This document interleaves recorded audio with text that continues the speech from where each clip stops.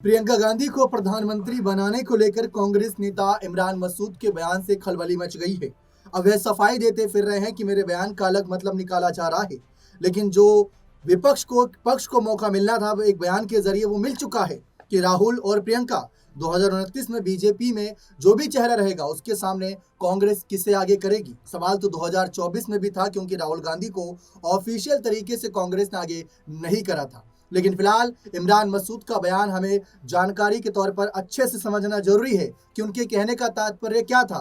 जोश जोश में कहीं मन की बात तो नहीं बोल गए, क्योंकि जरूरी नहीं कि एक नेता के भरोसे एक पार्टी चलती रहे। राहुल गांधी को मौके दिए गए 2014 में, 2019 में, 2024 में। 3 मौके क्या कम होते हैं, सोचने वाली बात है। जो 2029 में एक बार फिर से मौका दिया जाएगा।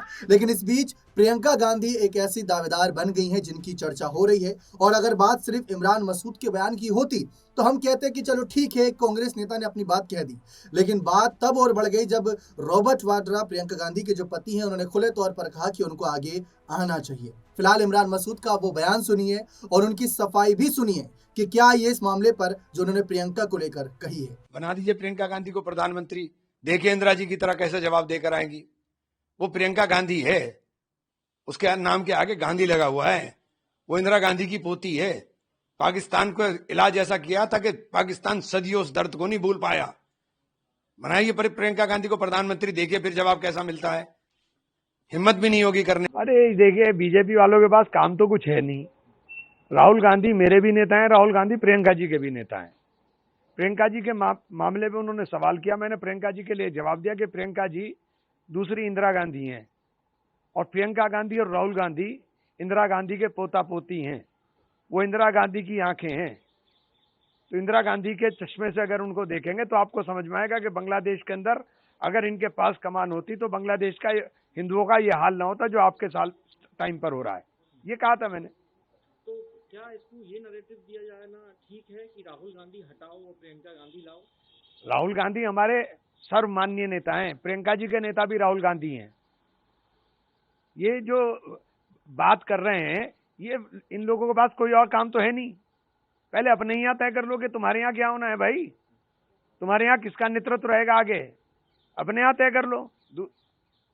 आप आपस में जो आपके आपस में जो इंतशार हैं, उन इंतशारों को तय कर लो। आप कह रहे हैं कि उनका तो आप क्या उनके भी कोई नाम है जिनके नेतृत्व में आप कह रहे हैं कि वो रहे हैं कि आप अपना नेतृत्व बताएं, तो आपको भाई इनके यहाँ भी तो रोज होता है, कोई कहता है योगी जी, कोई कहता है अमित शाह जी, कोई कहता है गडकरी जी। तो ये अपने यहाँ तय कर लें पहले। इनके यहाँ अपने यहाँ तो कुछ है नहीं। हमारे यहाँ कोई झगड़ा नहीं है। हमारे नेता राहुल गांधी हैं, हमारे यहाँ कोई झगड़ा नहीं है। ये अपने दिमाग से निकाल के रखें। तो सुना आप सबने कि किस तरीके से यहाँ पर कांग्रेस नेता इमरान मसूद अब सफाई भी दे रहे हैं अपने उस बयान के बाद कि उन्होंने क्या कहा था, उनके बयान का क्या तात्पर्य था। फिलहाल हमारे साथ दिनेश सर मौजूद हैं। दिनेश सर, आपने भी वो बयान सुना, हमने भी सुना। और कांग्रेस में अगर देखा जाए जो हालात हैं, जो नतीजे हैं, वोट चोरी के मुद्दे को अगर हम थोड़ा साइड रखें और जनता उस मुद्दे पर ध्यान ना दे, तो कांग्रेस की नाकामी सबके सामने आई है पिछले 11 साल में, जब से मोदी सरकार आई है। और उसी नाकामी को छुपाने के लिए क्या वोट चोरी का मुद्दा उठाया गया, ये एक अलग विषय बनता है। लेकिन क्या प्रियंका गांधी और राहुल गांधी, जितना आपने दोनों की राजनीति को देखा है, उन दोनों को देखने के बाद क्या लग रहा है कि प्रियंका क्या आगे आ सकती है, और अगर आएंगी तो क्या राहुल से बेहतर रिजल्ट ला कर देंगी? देखिए दीपक, आपकी जो चर्चा है इसका मूल मैं कुछ इस तरीके से देखता हूं कि राहुल गांधी और प्रियंका गांधी दोनों एक साथ लोकसभा सदन में क्यों बैठे हैं, क्योंकि कांग्रेस पार्टी को मजबूत रखना है। जब ये बताया गया कि सोनिया गांधी स्वास्थ्य कारणों के चलते लोकसभा का चुनाव नहीं लड़ सकती हैं, तो कहीं ना कहीं लोकसभा में कांग्रेस पार्टी को राहुल गांधी के पारिवारिक सहयोगी की कमी खलती हुई दिखाई दी, जिसका विकल्प प्रियंका गांधी के रूप में देखा गया। राहुल गांधी ने 2 सीटों पर चुनाव लड़ा। एक तरफ वो रायबरेली से जीत दर्ज करते हुए नजर आए, दूसरी जीत उन्होंने वायनाड से दर्ज की, जहां से 2019 में सांसद थे। अब वायनाड सीट को छोड़ दिया क्योंकि नियमों के तहत एक ही सीट का प्रतिनिधित्व कर सकते हैं, इसलिए उपचुनाव हुआ और प्रियंका गांधी को पहली बार लोकसभा का चुनाव वायनाड से कांग्रेस पार्टी ने लड़ाया और वहां से उन्हें बड़ी जीत भी मिली। अब यहाँ पर जो इमरान मसूद ने बयान दिया है कि प्रियंका गांधी को प्रधानमंत्री चेहरे के रूप में कांग्रेस पार्टी को प्रेजेंट करना चाहिए। देखिए, इसका मुख्य जो तात्पर्य है वो उत्तर प्रदेश से भी जुड़ा हुआ है। लोकसभा चुनाव 2024 के वक्त पर कांग्रेस पार्टी और समाजवादी पार्टी का गठबंधन था और कांग्रेस और समाजवादी पार्टी के बीच सीट शेयरिंग को लेकर पेच फंसा हुआ था। काफी कड़ी मशक्कत करनी पड़ी थी। राहुल गांधी उस दौरान भी काफी असमंजस में दिखाई दे रहे थे। अखिलेश यादव के साथ बातचीत बनती हुई नजर नहीं आ रही थी क्योंकि सपा को ज्यादा मजबूती अपने संगठन की उत्तर प्रदेश में दिखाई दे रही थी। बतौर प्रियंका गांधी ने राष्ट्रीय महासचिव अखिलेश यादव से बातचीत की। करीब बताया जा रहा है कि 17 मिनट तक बातचीत हुई दोनों की फोन कॉल पर और सीट शेयरिंग का फॉर्मूला तय हो गया। और अंदरूनी जो कांग्रेस पार्टी के सूत्रों ने रिपोर्ट दी वो ये थी कि कांग्रेस पार्टी ने जिन सीटों पर जीत की दावेदारी उन्हें दिखाई देती थी, खुलकर प्रियंका गांधी के माध्यम से उन सीटों का प्रपोजल रखा गया समाजवादी पार्टी के सामने, अखिलेश यादव के सामने। और नतीजे देखिए आप कि इतिहास की सबसे बड़ी जीत दर्ज करी समाजवादी पार्टी ने लोकसभा चुनाव 2024 में उत्तर प्रदेश में। लेकिन कांग्रेस पार्टी का ग्राफ भी काफी सुधर गया। अब प्रधानमंत्री के चेहरे के रूप में आप जो बात करते हुए नजर आते हैं, उसमें मैं कुछ और नेताओं के नाम यहाँ पर जोड़ देता हूँ जो कांग्रेस पार्टी के संगठन से ही जुड़े हुए हैं। उनमें प्रमुख रूप से आपने यहाँ पर इमरान मसूद का नाम लिया।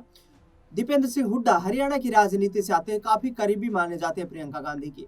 पप्पू यादव ने भी ये बयान हाल में दिया है कि न सिर्फ प्रियंका गांधी, राहुल गांधी और मल्लिकार्जुन खड़गे भी और प्राइम मिनिस्टर मटेरियल है।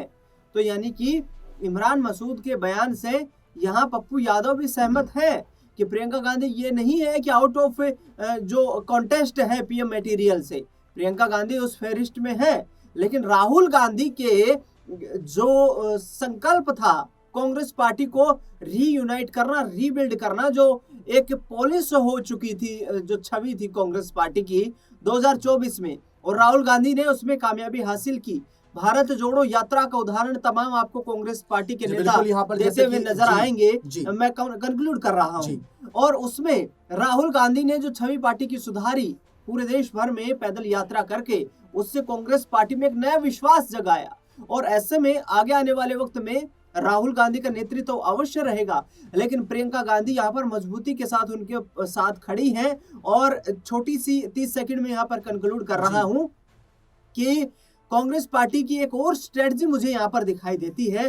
वो ये है कि जब सेशन चलता है पार्लियामेंट का, उस दौरान लोकसभा में राहुल गांधी का अक्सर भाषण इंग्लिश में होता है, जो दक्षिण भारत की राजनीति को साधने के लिए एक महत्वपूर्ण पॉइंट हो सकता है। और वहीं प्रियंका गांधी हिंदी भाषी क्षेत्रों को साधते हुए अपना जो संबोधन देती है। तो ये कहीं ना कहीं कांग्रेस पार्टी की आगामी वक्त की रणनीति हो सकती है, जिससे कांग्रेस अपने आप को देश पटल पर राजनीतिक तौर पर सत्ता में वापसी करने के लिए आगे रीबिल्ड कर सके। बहुत बहुत शुक्रिया दिनेश। लेकिन यहाँ पर गौर करने वाली बात यह है कि अगर उत्तर भारतीयों को साधना है, प्रियंका गांधी को आगे लाया जा रहा है, तो लोकसभा चुनाव उन्हें क्यों नहीं सीधा लड़ाया गया? पहला सवाल ये उठता है क्योंकि उन्होंने उपचुनाव लड़ा। और दूसरा, अब उत्तर प्रदेश के चुनाव भी बहुत जल्द होंगे, 1-1.5 साल बाद।